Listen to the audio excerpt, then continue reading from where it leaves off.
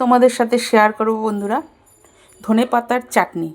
চলো তাহলে দেখাই ধনে পাতার চাটনিটা কিভাবে কি করে করছি। দেখো ধনে পাতা আমি দেখো একটু টুকরো করে নিয়েছি, দিয়ে দিলাম মিক্সি জারে।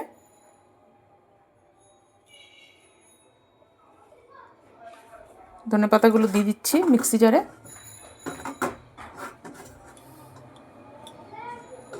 সব দেওয়া হয়ে গেল।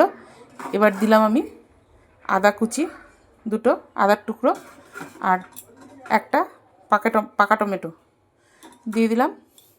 এবার 10-12টা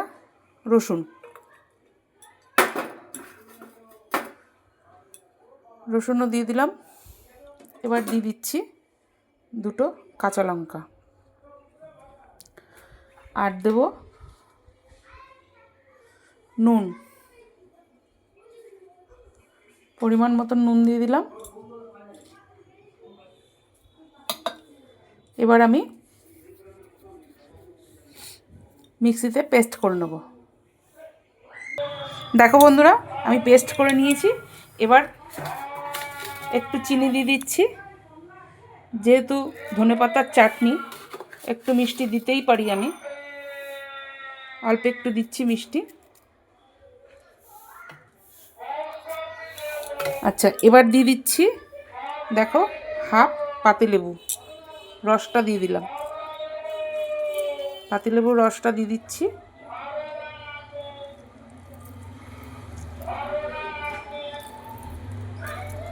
ভালো করে চিপে চিপে একদম পাতিলেবুর রসটা দিয়ে দিলাম। এবার দেব সর্ষের তেল। দেখো সর্ষের তেল দিয়ে দিচ্ছি, দিয়ে দিলাম সর্ষের তেল। এবার আবারও আমি একটু ঘুরিয়ে নিচ্ছি মিক্সিতে।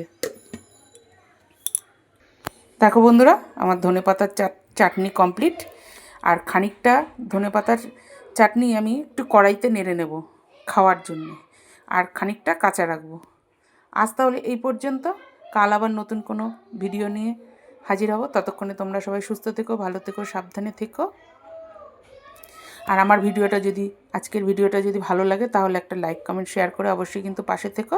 আজকের মতো টাটা, বাই বাই।